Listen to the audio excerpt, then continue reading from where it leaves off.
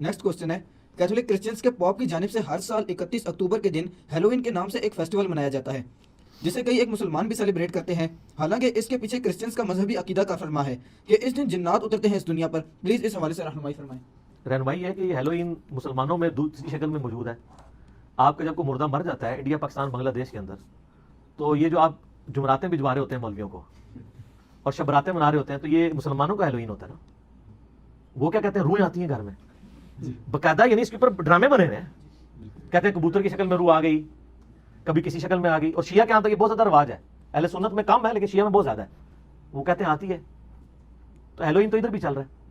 लेकिन ज़ाहिर है कि इस हैलोवीन को मैं उसके साथ कंपेयर नहीं करूंगा, वो तो बिल्कुल शिरकी अकीदा है। इसको हम ज़्यादा बिदत कहेंगे जो मुसलमानों के यहाँ पाया जाता है। उनका तो बाकायदा यानी ये अकीदा है कि आसमान से जिन्नात उतरते हैं, वो शयातीन की मदद हासिल करते हैं। वो कहते हैं बुरी रूहें भी, मुख्तलिफ उसके फॉर्मेट्स एग्जिस्ट करते हैं। वो कहते हैं बुरी रूहें भी उतरती हैं उस दिन, अच्छी रूहें भी मरे हुए लोगों की वो अपने घरों में आती हैं। और कहते हैं वो बुरी रूहें जो है उनसे खतरा होता है, तो उसके लिए वो कद्दू इस्तेमाल करते हैं। कद्दुओं को ना वो अंदर से हालो करके ना उसके अंदर वो शमे रोशन करते हैं। आप ये हैलोवीन लिखे ना जाके उस पर यूट्यूब पे, तो आपको वीडियोस भी मिल जाएंगी और गूगल पे तस्वीरें भी इमेजेस के अंदर जाके मिल जाएंगी। तो वो अपने घरों के जो लॉन्स हैं उसके अंदर रख देते हैं रात के वक्त के, अगर कोई वो बड़ी ड्रोनी ड्रोनी शक्लें बना के, उसी से उन्होंने वो मास्क भी ड्रोने ड्रोने पहन के, अब हाँ वो कस्ट्यूम्स वो उन्होंने, अब वो उसकी मॉडर्न फॉर्म आ चुकी है। अब तो खैर उसके पीछे अकीदा रहा है या नहीं रहा, अब वो एक खुशी का एक जरिया उन्होंने बनाया, वरना अगर आप इसकी बुनियाद देखें कुछ और थी, करते करते यहाँ तक पहुंच चुकी है। वो ड्रोनी ड्रोनी शक्लें बनाते हैं, एक दूसरे के साथ वो एंजॉय करते हैं। ज़ाहिर है जब सब जिंदगी में गॉड नहीं होगा, फिर आपको अपने आप को खुश रखने के लिए कभी हॉलीवुड की फिल्में देखनी पड़ेंगी, कभी ओलंपिक्स देखने पड़ेंगे, कभी वर्ल्ड कप फुटबॉल के देखने पड़ जाएंगे। तो टाइम, खुदा ही वो हस्ती है जिसके साथ वक्त गुजारा जा सकता है, वरना जिंदगी बहुत लंबी है, खुदा के बगैर गुजर नहीं सकती। और अगर खुदा के साथ हो तो ये जिंदगी बड़ी मुख्तसर है। कई जिंदगियां भी इंसान अल्लाह के लिए कमिटमेंट के साथ गुजार दे, उसका हक नहीं अदा कर सकता। ठीक है, तो ये हैलोवीन या इस तरह के हैलोवीन और ये दूसरे किस्म के जो त्यौहार हैं, ये खुदा से दूरी की वजह से ना, तो उसमें बाज़ का शिरकिया चीज़ें भी इन्वॉल्व हो जाती हैं। वो कहते हैं कि जी उनका ये भी अकीदा है, यानी कि वो शैतान से मदद मांगते हैं। शयातीन चूंकि वो आग से बने हुए हैं, तो वो आग को देखते हैं तो वो उन घरों पे हमला नहीं करते, सेटिस्फाई हो जाते हैं कि ये हमारी आग के पुजारी हैं, आग के मानने वाले हैं। तो शैतान उनसे बड़ा खुश हो जाता है और फिर वो शयातीन और जिन्नात वापस चले जाते हैं। कई एक चीज़ें वाबस्ता है। मेरा यूट्यूब पे क्लिप है होली, दिवाली, क्रिसमस, ईस्टर के हवाले से कि सारी की सारी रसूमात जो मजहबी रसूमात है ना गैर मुस्लिम्स की, ऑलमोस्ट ये शिर्क की कैटेगरी में फॉल करती हैं। तो इसमें आप किसी को हैप्पी क्रिसमस या इस तरह की बातें मत बोलें, लेकिन साथ ही साथ ये जब आप ईद मुबारक वसूल कर रहे होते हैं ना गैर मुस्लिम से, उस वक्त भी जरा चीज़ें नोट किया करें। तो इसका फिर बड़ा एक हिकमत के साथ चलना पड़ेगा। अगर आपको तो इस आजमाइश से नहीं गुजरना पड़ रहा। यूरोप अमेरिका में एक ही दफ्तर में हिंदू भी काम करते हैं, क्रिश्चियंस भी, ज्यूज भी, मुस्लिम्स भी।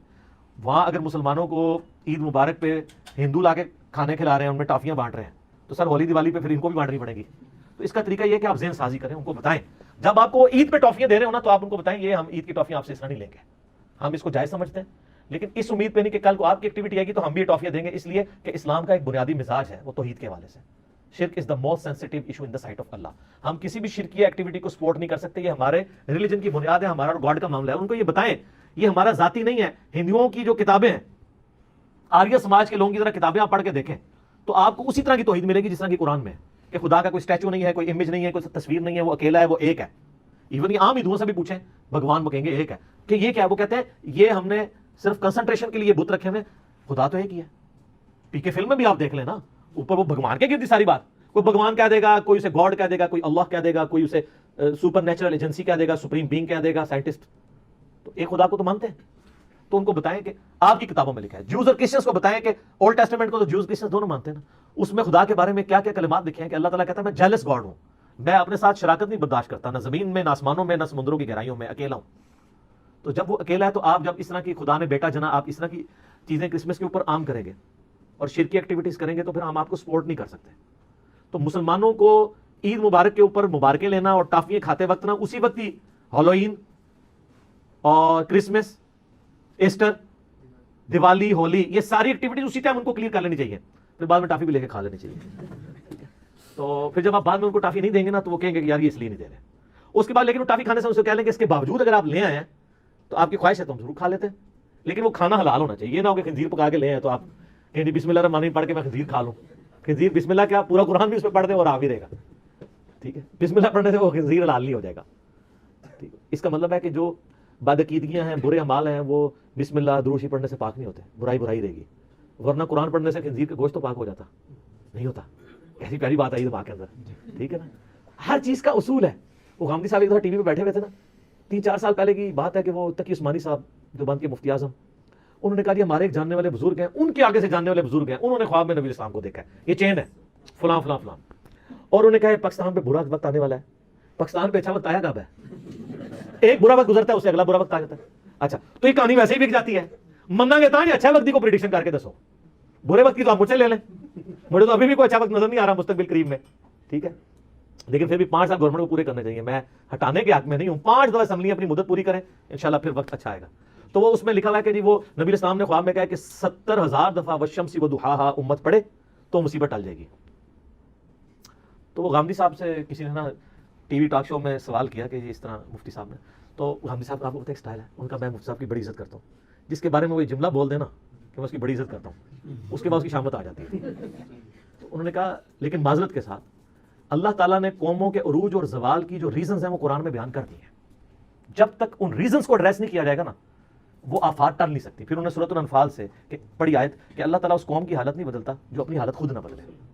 تو انہوں نے کہا جب تک ہم نے اپنی حالت خود نہ بدلی، یہ 70,000 دفعہ کیا 70 کروڑ دفعہ بھی آپ قرآن پاک پڑھ کے ختم دلواتے رہے، آیت کریمہ پڑھتے رہے، ریزن اپنی جگہ پہ رہے گی نا تو معاملہ اسی طرح غلط رہے گا.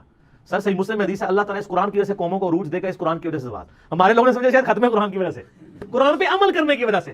ڈاکٹر اقبال نے اسی کو شعر میں ٹرانسفر کیا نا جواب شکوہ میں، وہ معزز تھے زمانے میں مسلمان ہو کر اور تم خار ہوئے تارک قرآن ہو کر، یہ اسی مسلم کی حدیث کی ٹرانسلیشن ہے. تو سر اس طرح مصیبتیں نہیں ٹلتی ہیں، اس طرح کبھی پرابلم حل نہیں ہوتے ہیں، نہ جنات کے ذریعے مسئلے حل ہوتے ہیں پرائم منسٹر صاحب سے معذرت کے ساتھ، نہ دم درو سے مسئلے حل ہوتے ہیں. سر یہ کبھی کسی بندے کا سر پھٹ جائے تو کوئی دنیا کا دم جو ہے وہ اس کا زخم صحیح کر سکتا ہے یا ٹانکا ہی لگانا پڑتا ہے؟ جس بندے کی ہڈی ٹوٹ جائے دنیا کا کوئی دم کوئی پھوک اس کی ہڈی جوڑ سکتی ہے یا اس کے اوپر پلستر ہی کروانا پڑے گا؟ یہ سب کو ماشاءاللہ کلیئر ہے. اور باقی معاملات کے اندر آپ ان چکروں میں پڑ جاتے ہیں. ان ریزنز کو تلاش کریں، ان ایشوز کو ریزالو کریں، ان معاملات کو ایڈریس کریں جس کی وجہ سے آپ کا یہ مسئلے خراب ہو رہے ہیں. تو جب تک آپ اپنی حالت نہیں بدلیں گے تو اللہ تعالیٰ نے آپ کی حالت نہیں بدلنی ہے. اللہ کو کیا پرواہ ہے سر؟ بخاری میں حدیث ہے قرب قیامت میں ایک کالا حبشی پتری ٹانگوں والا کعبے کی اینٹ سے اینٹ بجا دے گا. وہ ایک دفعہ ابراہ کے لشکر کو اللہ نے کیا ہے، اس کے بعد یزید کے دور میں بھی خانہ کعبے کے اوپر چڑھائی ہوئی ہے، اللہ نے کچھ نہیں کیا. دنیا بقدر ایفرٹ ہے. تو ایشوز کی بنیاد میں جانا چاہیے.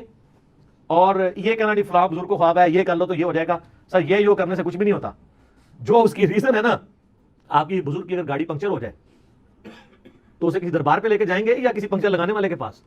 کیونکہ ایک نیچرل پروسیس ہے. اس سے بھی بڑھ کے آپ بیمار ہوتے ہیں تو آپ کے گھر والے آپ کو اٹھا کے مزاروں پہ بزرگوں کے پاس لے جاتے ہیں، اور بزرگ جب بیمار ہو جاتے ہیں ان کو اٹھا کے آغان لے جاتے ہیں، شفا انٹرنیشنل لے جاتے ہیں. وہ افورڈ کر سکتے ہیں نا، ان کو کیوں نہیں کسی مزار پہ لے کے جاتے کہ روحانی آپریشن ہو جائے ان کا؟ اور روحانی آپریشن بھی یہ آپ کا بائی پاس ہی کرتے ہیں. ختنہ نہیں کو بزرگ کر سکتا، میرا چیلنج ہے. ختنہ نظر آ جائے گا. میں نے بتایا نا فیصلہ آباد میں ایک بھائی تھا، وہ ایک بزرگ بڑا روحانی آپریشن کا وہ دعویٰ کیا کرتے تھے، وہ اٹھا کے بچہ اپنا لے گیا ان کا، تو بائی پاس کرتا ہے، وہ تو بہت بڑا یہ نہیں آپریشن ہے. بائی پاس میں تو یہاں گرائنڈر چل کے پسلیوں کو 2 ٹکڑے کر کے پسلیاں یوں کر کے دل باہر نکال کے مشین پہ چڑھایا جاتا ہے، پھر بائی پاس کیا جاتا ہے. جو اتنا مشکل روحانی آپریشن کر لیتا ہے تو ختنہ تو پھر کچھ بھی نہیں ہے، تو ایک بلیڈ ہی مارنا ہے. انہوں نے کہا ختنہ کر رہا ہے، ختنہ نہیں ہوتا، کیوں میری روزی تو مگر پہ گیا. کہانی ہے. وہ کتنے لوگ ہیں یار، ایک نہیں ہے، ہر گلی کے اندر اس طرح کے لوگ جو ہیں وہ پھر رہے ہیں. تو میں وہ پھر اقرار الحسن کو کہوں گا ویل ڈن، مجاہد بندہ ہے. سید اقرار الحسن واقعی حسینی ہے، سید ہونے کا حق ادا کر رہا ہے اس حوالے سے. ٹھیک ہو گیا جی.